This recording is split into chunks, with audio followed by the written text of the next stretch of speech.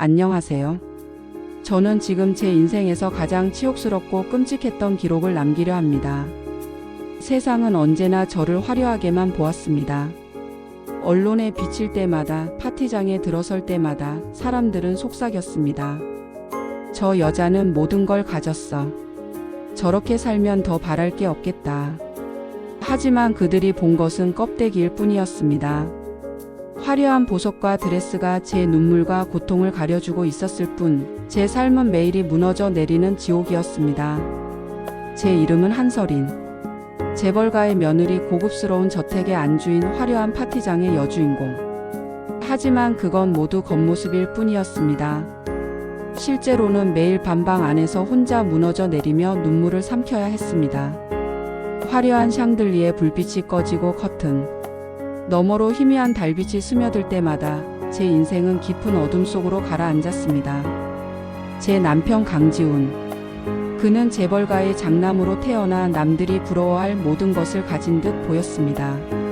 하지만 그는 결코 그 자리에 걸맞는 남자가 아니었습니다. 어릴 적부터 방탕했고 성인이 된 후에도 달라지지 않았습니다. 회사에는 관심도 책임감도 없었습니다.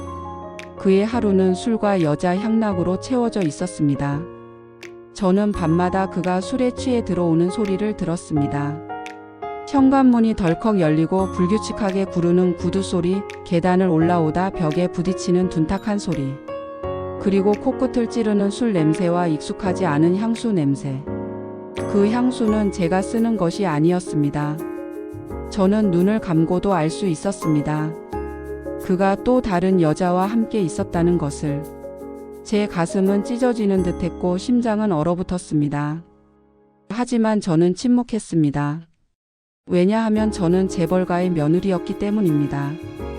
남편의 불륜을 인정하는 순간 그것은 단순히 개인의 수치가 아니었습니다. 언론에 퍼지고 가문의 명예가 더럽혀지고 제 존재 자체가 치욕의 상징이 되는 일이었습니다. 그래서 저는 입을 닫았습니다. 하지만 그 침묵은 매일 저를 갉아먹었고 남편과 그 여자의 뻔뻔함을 더욱 키웠습니다. 남편의 내연녀 윤나경. 그녀는 원래 단순한 비서였습니다. 하지만 언젠가부터 남편 곁을 차지했고 이제는 집안의 안주인 자리를 넘보게 되었습니다. 그녀는 더 이상 숨지도 않았습니다. 저택의 대리석 바닥을 힐굽으로 두드리며 당당히 걸어 들어왔고 부엌에서 흘러나오는 그녀의 웃음소리는 저를 비수처럼 찔렀습니다. 집안 식구들 앞에서조차 저를 무시하는 태도를 보였고 저를 바라보며 짓던 서늘한 미소는 매번 제 심장을 얼려버렸습니다. 저는 겉으로는 차갑고 고고한 미소를 지었습니다. 체면을 지키기 위해서였습니다. 그러나 제 손끝은 떨리고 있었습니다. 가슴은 답답했고 눈물이 목까지 차올랐지만 끝내 흘리지 않았습니다. 하지만 밤이 되면 저는 무너졌습니다. 방 안에 홀로 앉아 두 손으로 얼굴을 감싸 쥔 채 흐느꼈습니다. 베개는 매일 젖어 있었고 제 영혼은 조금씩 꺼져가고 있었습니다. 제가 버틸 수 있었던 이유는 단 한 사람, 시아버지 박 회장이었습니다. 그는 저를 며느리로 대하지 않았습니다. 언제나 딸처럼 대해 주었습니다. 그는 늘 말했습니다. 넌 내 자랑이다. 지훈이는 영 못 믿었지만 너만은 믿는다. 그 말은 제게 유일한 위로였습니다. 하지만 불행히도 그 대화를 남편이 엿듣고 말았습니다. 그의 눈빛은 그날 이후 달라졌습니다. 아버지가 아내를 더 신뢰한다는 사실은 그의 자존심을 무너뜨렸습니다. 그는 아버지를 증오했고 저를 증오했고 그 증오는 탐욕으로 바뀌었습니다. 그는 아버지를 몰래 요양원에 보내고 그룹을 장악하려는 계획을 세웠습니다. 그리고 그 곁에는 언제나 윤나경이 있었습니다. 그러나 그녀가 숨기고 있던 비밀은 그 어떤 음모보다도 잔혹했습니다. 어느 날 그녀는 저를 불러냈습니다. 그녀의 손에는 낡은 사진 한 장이 들려 있었습니다. 사진 속에는 앳된 소녀가 있었습니다. 저는 보는 순간 숨이 멎는 것 같았습니다. 그 아이는 바로 제가 젊은 시절 포기해야만 했던 아이였습니다.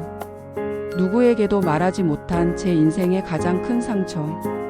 피치 못할 사정으로 세상에 내놓을 수 없었던 그 아이. 윤나경은 차갑게 웃으며 말했습니다. 자신이 바로 그 아이였다고. 버려졌던 딸이 이제 남편의 여자가 되어 돌아왔다고. 그 순간 제 세상은 무너졌습니다. 제 심장은 얼어붙었고 호흡은 끊어졌습니다. 저는 온몸이 굳어버려 움직일 수조차 없었습니다. 그날 이후로 제 방 안의 공기는 무겁게 가라앉았습니다. 한 장의 낡은 사진이 제 삶 전체를 뒤흔들었습니다. 저는 그날 밤 잠을 이루지 못했습니다. 눈을 감으면 사진 속의 소녀가 떠올랐고 나경의 차가운 미소가 겹쳐졌습니다. 젊은 날의 제가 떠올랐습니다. 그때 저는 어리고 미숙했고 아무것도 지킬 수 없었습니다. 그 선택이 결국 지금의 저를 무너뜨리는 칼날이 되어 돌아온 것입니다. 다음 날 거울 앞에 선 저는 제 얼굴을 차마 바라볼 수 없었습니다. 화려한 보석과 옷차림은 그대로였지만 눈빛은 황폐했습니다. 저는 거울에 속삭였습니다. 나는 누구인가? 나는 무엇을 지켜왔는가? 입술은 바짝 말라 있었고 손은 떨렸습니다. 윤나경은 변하지 않았습니다. 오히려 더 당당해졌습니다. 저택의 복도에서 그녀는 제 앞을 지나며 발자국을 크게 울렸습니다. 식탁에 앉아 있을 때에는 은근히 시선을 던졌고 시종일관 승리자의 표정을 지었습니다. 저는 아무 말도 하지 않았습니다. 하지만 가슴은 찢어졌습니다. 이 사실은 곧 제 딸 유나에게도 전해졌습니다. 아이는 제 방에 들어와 온몸을 떨며 눈물을 흘렸습니다. 엄마, 그 여자가 제 언니라면서요? 그럼 저는 아빠의 내연녀와 자매라는 거예요? 그녀의 목소리는 절규였습니다. 저는 차마 대답할 수 없었습니다. 눈물이 치밀어 올랐지만 아이 앞에서 울 수조차 없었습니다. 딸의 눈빛 속에는 혼란과 분노 그리고 절망이 뒤섞여 있었습니다. 저는 그 앞에서 무너져 내렸습니다. 그때부터 우리 집은 전쟁터가 되었습니다. 같은 지붕 아래 살고 있지만 누구도 서로를 믿지 않았습니다. 복도는 차갑게 가라앉았고 식탁은 매일 얼음장 같았습니다. 웃음소리는 사라졌고 대화는 단절되었습니다. 집안은 점점 어둠 속으로 가라앉았습니다. 얼마 지나지 않아 시아버지는 마지막 힘을 짜내어 가족들을 불러 모았습니다. 저녁 무렵 거실 중앙에 큰 테이블이 놓였고 변호사가 두꺼운 서류를 들고 있었습니다. 회장은 의자에 앉아 힘겹게 숨을 고르며 선언했습니다. 내 재산과 그룹의 후계자는 장남 지훈이 아니라 손녀 윤아다. 그 순간 공기는 얼어붙었습니다. 모두의 눈이 커졌고 시간은 멈춘 듯 했습니다. 지훈의 얼굴은 분노로 일그러졌습니다. 그의 눈빛은 붉게 물들었고 손은 떨렸습니다. 그는 자리에서 벌떡 일어나 아버지를 향해 달려들었습니다. 그리고 밀쳐버렸습니다. 회장은 그대로 넘어져 계단 아래로 굴러떨어졌습니다. 둔탁한 충격음이 거실을 울렸습니다. 모두가 비명을 질렀습니다. 저는 얼어붙은 몸으로 그를 향해 달려갔습니다. 그러나 회장은 의식을 잃고 쓰러져 있었습니다. 그 모든 장면을 윤나경은 차갑게 바라보며 휴대폰에 담고 있었습니다. 그녀의 입가에는 미소가 번졌습니다. 그것은 승리자의 미소였습니다. 남편 지훈은 절망 속에서 나경을 찾아갔습니다. 그의 얼굴은 무너져 있었고 눈빛은 피폐했습니다. 그는 무릎을 꿇고 애원했습니다. 그러나 나경은 냉정했습니다. 이제는 엄마와 싸워야 할 차례야. 당신은 필요 없어. 그녀의 목소리는 얼음 같았습니다. 그 순간 지훈의 마지막 희망은 무너졌습니다. 분노와 절망, 탐욕과 배신이 한꺼번에 폭발했습니다. 그의 손은 떨렸고 눈빛은 광기로 가득 찼습니다. 그리고 결국 그는 돌이킬 수 없는 선택을 했습니다. 그의 손에 윤나경은 목숨을 잃었습니다. 그 순간 그녀의 눈은 크게 뜨였고 입술은 떨렸습니다. 그러나 곧 모든 것이 멈췄습니다. 사랑이라고 믿었던 남자의 손에 버려졌던 딸은 비참한 최후를 맞았습니다. 그러나 비극은 거기서 끝나지 않았습니다. 경찰은 곧 수사에 착수했고 지훈은 살인자로 몰려 체포되었습니다. 언론은 이 사건을 대서특필했습니다. 재벌가 장남 내연녀 살해. 모든 신문과 방송이 이 제목을 달고 보도했습니다. 화려했던 가문의 이름은 순식간에 추락했습니다. 저는 무너져 내렸습니다. 하지만 끝은 아니었습니다. 변호사가 또 다른 유언장을 꺼냈습니다. 회장님의 최종 유언입니다. 모든 재산과 그룹은 숨겨둔 또 다른 자식에게 상속한다. 그 순간 그림자처럼 숨어있던 한 남자가 나타났습니다. 그는 차갑게 웃으며 파멸한 가문을 삼켜버리겠다는 듯 우리를 바라봤습니다. 회장이 젊은 시절 숨겨둔 사생아였습니다. 그의 눈빛은 잔혹했고 발걸음은 천천히 그러나 확실히 우리를 짓밟고 있었습니다. 저는 절망 속에 쓰러졌습니다. 남편은 감옥에서 파멸했고 내연녀는 죽었으며 사랑하는 딸마저 절망을 견디지 못하고 스스로 목숨을 끊었습니다.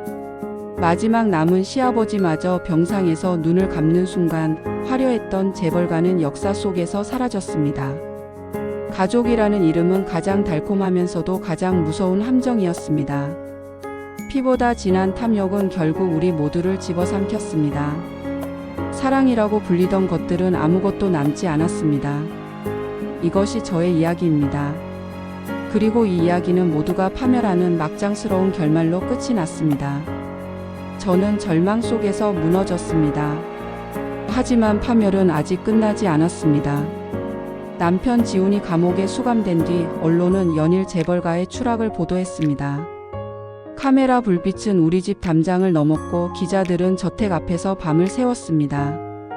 차가운 가을 바람에 휘날리는 머리칼 속에서 저는 창문 너머로 그들을 바라보았습니다.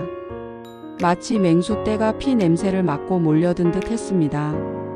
재벌가의 몰락이라는 글자가 신문 일면을 덮었을 때 제 심장은 다시 한번 무너져 내렸습니다. 딸 유나는 점점 말이 없어졌습니다. 방 안에 틀어박힌 채 창밖만 바라보았습니다. 아이의 눈빛은 텅 비어 있었고 손끝은 차갑게 떨렸습니다. 저는 아이의 손을 붙잡고 말했습니다. 괜찮아, 엄마가 지켜줄게. 그러나 제 목소리는 떨렸습니다. 스스로도 그 말을 믿을 수 없었습니다. 결국 아이는 그 절망을 견디지 못했습니다. 어느 비 오는 밤 방 안에서 차갑게 식어 있는 아이를 발견했을 때 제 비명은 천장을 뚫고 하늘로 치솟았습니다. 저는 아이의 몸을 끌어안고 울부짖었습니다. 목이 찢어져라 소리쳤지만 아무도 제 울음을 들어주지 않았습니다. 그 소식은 곧 세상에 퍼졌습니다. 재벌가 손녀의 충격적 선택. 기자들의 제목은 잔인했습니다. 사람들은 혀를 차며 말했습니다. 돈과 권력이 무슨 소용이야. 결국 다 불행하지 않나. 그 말은 제 가슴을 더 깊이 찔렀습니다. 시아버지 박 회장은 병상에서 그 소식을 들은 뒤 급격히 쇠약해졌습니다. 그는 마지막까지 손을 내밀며 중얼거렸습니다. 내 잘못이다, 내가 만든 죄다. 그리고 긴 숨을 내쉰 뒤 조용히 눈을 감았습니다. 이제 저택에는 저 혼자만이 남았습니다. 그러나 그것마저도 오래 가지 않았습니다. 변호사가 꺼내든 최종 유언장, 그리고 그 자리에 나타난 사생아. 그는 마치 이 순간을 기다려온 듯 당당히 걸어 들어왔습니다. 눈빛은 차갑고 입가에는 냉혹한 웃음이 걸려 있었습니다. 이제 이 모든 것은 내 것이다. 그의 말은 단순한 선언이 아니라 저를 향한 선고처럼 들렸습니다. 저는 의자에 앉아 있었지만 온몸은 차갑게 굳어갔습니다. 손끝이 떨렸고 호흡이 막혔습니다. 이 집안은 끝났습니다. 제가 붙잡으려 했던 모든 것들이 산산이 부서지고 있었습니다. 밤이 되자 저택은 비명처럼 울부짖는 바람 소리로 가득 찼습니다. 넓디 넓은 거실은 텅 비었고 샹들리에는 차갑게 흔들렸습니다. 벽에 걸린 초상화 속 인물들은 모두 저를 비웃는 듯 보였습니다. 저는 홀로 그 자리에 앉아 있었습니다. 무너진 가문의 마지막 그림자처럼. 그리고 저는 깨달았습니다. 가족이라는 이름은 가장 달콤하면서도 동시에 가장 잔혹한 함정이었습니다. 피보다 진한 탐욕은 결국 우리 모두를 집어삼켰습니다. 사랑이라고 불리던 것들은 결국 아무것도 남지 않았습니다. 마지막 순간 저는 창문을 열었습니다. 차가운 바람이 얼굴을 스쳤습니다. 멀리서 기자들의 플래시가 번쩍였습니다. 그러나 그 빛은 따뜻하지 않았습니다. 그것은 제 몰락을 기록하는 냉혹한 빛이었습니다. 저는 속삭였습니다. 이제 끝내자. 이 지옥 같은 삶을. 그리고 제 발걸음은 차가운 어둠 속으로 향했습니다. 저는 어둠 속에 홀로 앉아 있었습니다. 저택은 너무나 넓었지만 그 안은 텅 비어 있었습니다. 한때는 웃음소리와 발걸음이 가득하던 복도가 이제는 바람이 스치는 소리만 가득했습니다. 벽에 걸린 초상화 속 선대의 얼굴들은 무표정하게 저를 내려다보았고 저는 그들의 눈빛 속에서 조롱과 비난을 읽을 수 있었습니다. 남편 지우는 감옥에서 서서히 무너져 갔습니다.